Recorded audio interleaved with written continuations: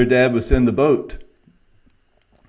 And they just leave the boat, get out, and follow Jesus. Now this is interesting because this was what these 4 men did for a living. Jesus says, "Follow me and I'll make you fishers of men." Now, what does that mean? How do we do that? Of course, with each person who has invited Jesus into their life, we have something that God gives us, the Holy Spirit, who works in our heart and minds and directs us, I believe, according to how we are naturally bent, but also empowers us with spiritual gifts. Some have the gift of evangelism, some have the gift of teaching, and on we can go. But each of us are called to be fishers of men in the way that God has gifted and empowered us. So if you're a Jesus person, if you've invited Jesus into your life, how are you inviting others to have an encounter with Jesus? In what way? It's not just that we need to live lives that point people to Jesus, and yes, we absolutely do. Our words have to be used. Jesus used words. If anyone could have lived a life that pointed people to the Father by simply not speaking but living a life, it was Jesus. So how can we not use our words if Jesus was intentional with his words? Now that means our words and our lives need to mesh to some degree. We're not perfect. We're not going to live perfect lives on this side of heaven. But we can live lives that point people to the Father by the things we say and by allowing the Spirit to guide our actions in our daily lives.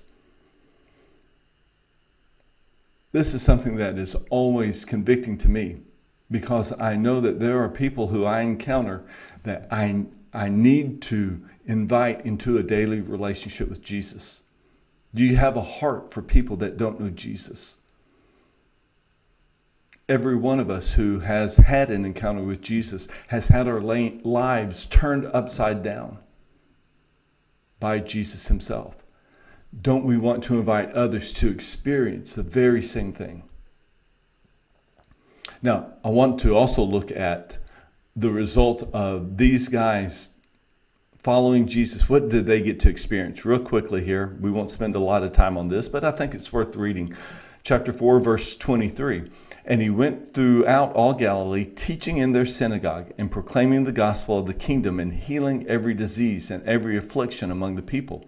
So his fame spread throughout all Syria, and they brought him all the sick, those afflicted with various diseases and pains, those oppressed by demons, epileptics, paralytics, and he healed them. And great crowds followed him from Galilee and the Decapolis, and from Jerusalem and Judea, and from beyond the Jordan." What does this mean? What's going on here?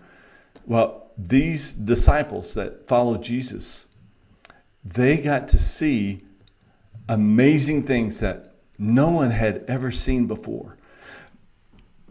There had been people who proclaimed themselves to be the Messiah and maybe did some trickery here and there. But no one ever saw the things that these people saw and how Jesus turned lives upside down, healing diseases that people thought, there's no way anyone could heal this. Paralytics, people who are paralyzed. We are hardly able to do much with that today and with our medicine. That is astounding. And here's the point. We might get to see people's lives transform miraculously in healings. God does heal today. He absolutely does. But more than just the supernatural miraculous, we get to see people's lives turned upside down when we invite them into a relationship with Jesus. That is the truly miraculous.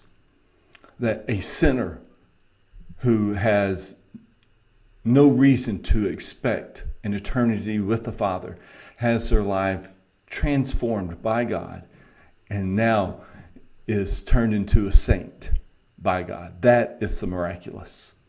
And that's what we get to witness when we enter into a relationship with Jesus day by day. Who do you know that needs Jesus in their life? God has called you to be a fisher of men. and women and children. God has called me to be a fisher of men, women, and children. Who do you know that needs Jesus?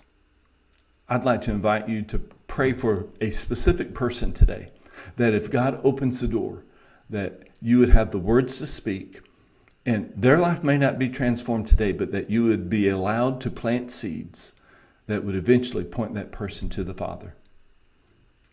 Let's do that. Let's invite the Father or let's ask the Father to allow us an opportunity to invite others into relationships with Him. Thank you for watching and listening. May God's grace and peace guide us because of God's transforming power in our lives.